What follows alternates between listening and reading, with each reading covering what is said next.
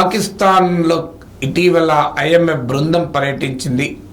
పాకిస్తాన్ $600 కోట్ల ఐఎంఎఫ్ అప్పు అడుగుతోంది. కానీ ఈ అప్పు పైన ఏ రకమైన ఒప్పందం కుదరకుండానే ఐఎంఎఫ్ బృందం తిరుగు ప్రయాణం చేసింది. వాస్తవంగా ఎర్లీ జూలైలోగా లోన్ ఫైనల్ కాకపోతే పరిస్థితి ఇంకా దారుణంగా ఉంటుందని పాక్ ప్రభుత్వం చెప్తోంది.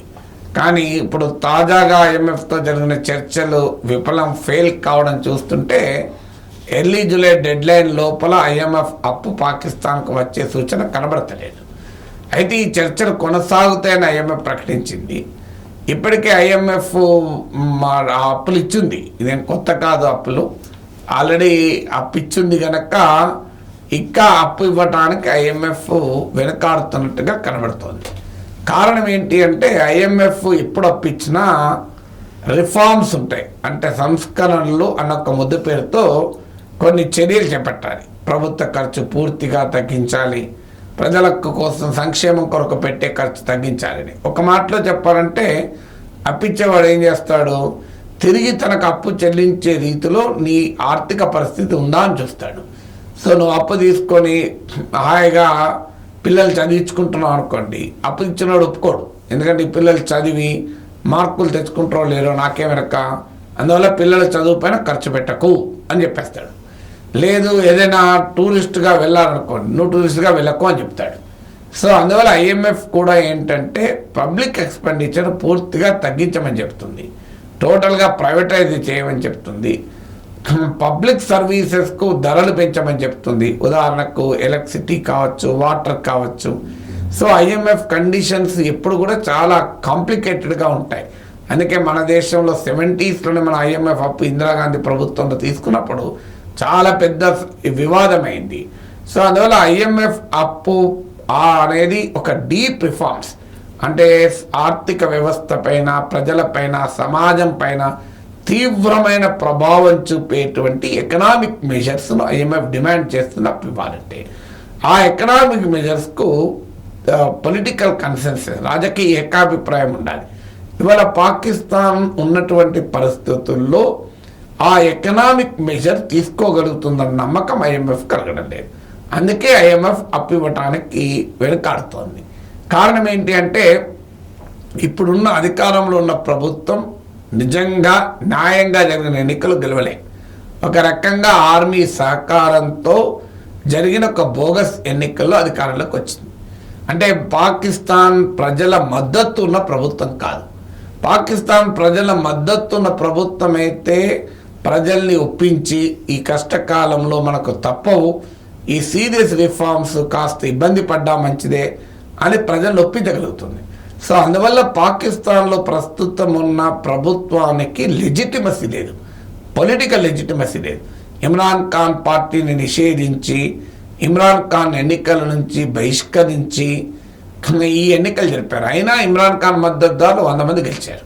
సో అది మొదటి కారణం. అంటే పొలిటికల్ లెజిటిమసీ లేని ప్రభుత్వము ఇంత ఫార్ రీచింగ్ రిఫార్మ్స్కు ప్రజల్ని ఒప్పించడం అనేది మామూలు విషయం కాదు. రెండవది, పాకిస్తాన్లో వెరీ హై ఇన్ఫ్లేషన్ ఉంది. ఇప్పుడు ఏప్రిల్లో 17% ద్రవ్యోల్బణం, మన దగ్గర 3-4-5% ఉంటేనే కింద మీద అవుతుంటుంది. 17% ద్రవ్యోల్బణం ఉంది.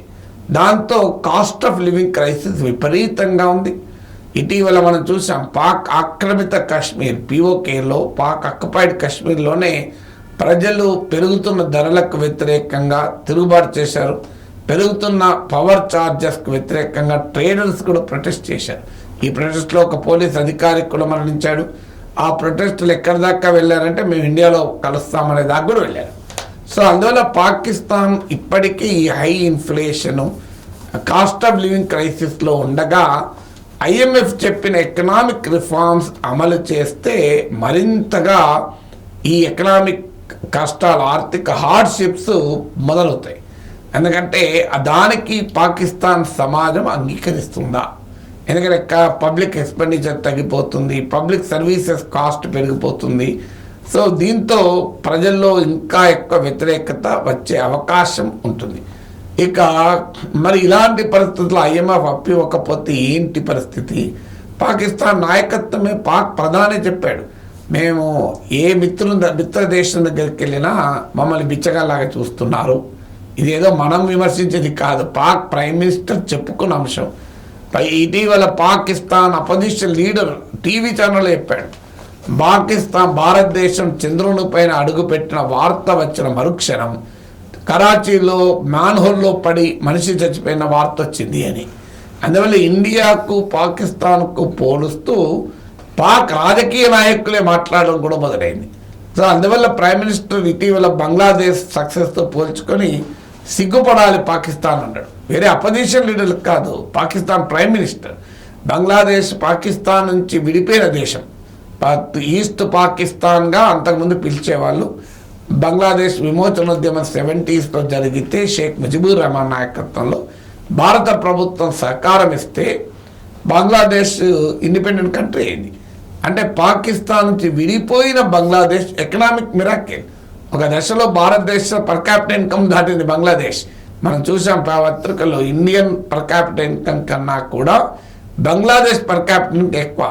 సో అలాంటి ఎకనామిక్ మిరాకిల్ని చూసి మనం సిగ్గుపడాలని పాకిస్తాన్ ప్రధానమంత్రి వ్యాఖ్యానించారు. ఇండియాతో పోల్చుకోవడం కాదు, తమ నుంచి విడిపోయిన బంగ్లాదేశ్ కూడా పోల్చుకొని పాక్ ప్రైమ్ మినిస్టర్ సిగ్గుపడుతున్నాడు.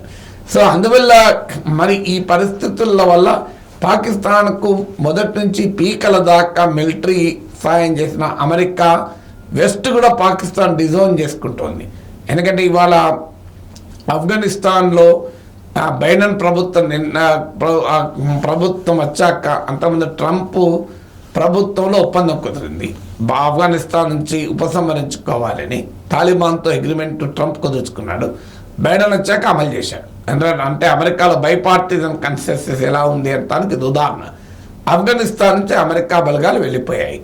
అందువల్ల అమెరికాకు ఆఫ్ఘనిస్తాన్లో ఇంట్రెస్ట్ లేదు. తాలిబాన్తో అమెరికా కుదుర్చుకున్న ఒప్పందంలో ఒక ముఖ్యమైన అంశం ఏంటంటే ఆఫ్ఘనిస్తాన్ సాయిల్ నుంచి, తాలిబాన్ నుంచి అమెరికా పైన ఎవరు అటాక్ చేయకూడదు అని. సో ఆ అగ్రిమెంట్తో కండిషన్తో అమెరికా ఆఫ్ఘనిస్తాన్ నుంచి విత్డ్రా అయింది. అందువల్ల ఇలా తాలిబాన్ అంత మేరకు అగ్రి అయిన మేరకు అమెరికా పైకి ఏ దాడి జరగనంత కాలం America doesn't show any interest in Afghanistan. అంటే ఆఫ్ఘనిస్తాన్ ప్రజల కోసం అమెరికా ఏమాత్రం ఆలోచించదు. అందువల్ల ఆఫ్ఘనిస్తాన్ నుంచి ఎప్పుడైతే అమెరికా విత్డ్రా అయిందో పాకిస్తాన్కున్న స్ట్రాటజిక్ సిగ్నిఫికెన్స్ పోయింది, అంటే వ్యూహాత్మక ప్రాధాన్యత పోయింది. ఆఫ్ఘనిస్తాన్లో యుఎస్ ఇంట్రెస్ట్ ఉన్నంత కాలం యుఎస్ నీడెడ్ పాకిస్తాన్. అది ఇప్పుడు పాకిస్తాన్ అవసరం లేదు కనుక అమెరికా, వెస్ట్రన్ కంట్రీస్ కూడా పాకిస్తాన్ పట్టించుకోవడం లేదు. అందువల్ల పాకిస్తాన్ ఈ మధ్య తమ ట్రెడిషనల్ అప్పులు ఇచ్చే వారు, మొదటి నుంచి అప్పులు ఇచ్చే సౌదీ అరేబియా, ఇలా గల్ఫ్ దేశాల వెనక తిరిగితే కూడా ఎవడ అప్పియటం రెడీగా లేడు. చైనా దగ్గరికి వెళ్ళింది. చైనా నుంచి ఇప్పటికే పాకిస్తాన్ అప్పులు తీసుకుంది. అంటే చైనా వారు బెల్ట్ అండ్ రోడ్ ఇనిషియేటివ్లో భాగంగా మీకు మీకు బిఆర్ఐ అంటారు, అందులో భాగంగా చైనా పాకిస్తాన్ ఎకనామిక్ కారిడార్ నిర్మాణంకు భారీగా పెట్టుబడులు పెట్టింది. సో అవన్నీ ఒక రకంగా అప్పులే పాకిస్తాన్లో ఇన్ఫ్రాస్ట్రక్చర్ డెవలప్ చేయడానికి. సో అందువల్ల ఇంకా చైనా కూడా అప్పు పెట్టడానికి సిద్ధంగా లేదు. ఎందుకంటే చైనా అక్కడ ఇన్ఫ్రాస్ట్రక్చర్ ప్రాజెక్టులు కడుతుంటే పాకిస్తాన్ లోని తీవ్రవాద సంస్థలు చైనా వాళ్ళపైన దాడి చేస్తున్నారు. సోషల్గా చూసుకున్నా మీకు బలూచిస్తాన్ లిబరేషన్ ఆర్గనైజేషన్ పోరాడుతుంది ఫ్రీడమ్ కొరకు. ఖైబర్ పఖ్తూన్ఖ్వా స్టేట్లో కూడా ఈ వేర్పాటువాద ఉద్యమాలు నడుస్తున్నాయి. పాక్ ఆఫ్ఘాన్ బార్డర్లో టెహ్రీక్ తాలిబాన్ పాకిస్తాన్ చాలా దాడులు చేస్తోంది. అందువల్ల ఎకనామిక్గా, పొలిటికల్గా, సోషల్గా, ఫారిన్ పాలసీ రీత్యా చూసిన పాకిస్తాన్ ఒక ఫెయిల్డ్ స్టేట్గా, ఒక ఫ్లాడ్ స్టేట్గా మిగిలిపోయింది. సో అందువల్ల ఇక పాకిస్తాన్కి అప్పు పుట్టడం అనేది మామూలు విషయం కాదు. ఎందుకంటే ఈ మేరకైనా IMF అప్పిస్తానని ముందుకెందుకు వస్తుంది అంటే అన్స్టేబుల్ పాకిస్తాన్ ఇంకా ఆర్థికంగా కకావికలమైతే ప్రపంచానికి కూడా ప్రమాదం. ఎందుకంటే ఆ ఎకనామిక్ కావోస్ నుంచి, ఆ ఆర్థిక గందరగోళం నుంచి టెర్రరిస్ట్ శక్తులు, పనికిమాలిన తీవ్రవాద శక్తులు అందరూ పుట్టుకొస్తారు. ఎందుకంటే పాకిస్తాన్ తీవ్రవాదుల పురిటిగడ్డ. అందువల్ల స్టేబుల్ పాకిస్తాన్ ఇది ఇంట్రెస్ట్ ఆఫ్ ద వరల్డ్ అనే అభిప్రాయంతోనే కాస్త ఇదన్నా మొదలైంది. IMF కనీసం చర్చలైనా జరిపి పాకిస్తాన్కి అప్పివ్వడానికి ఆలోచిస్తుంది.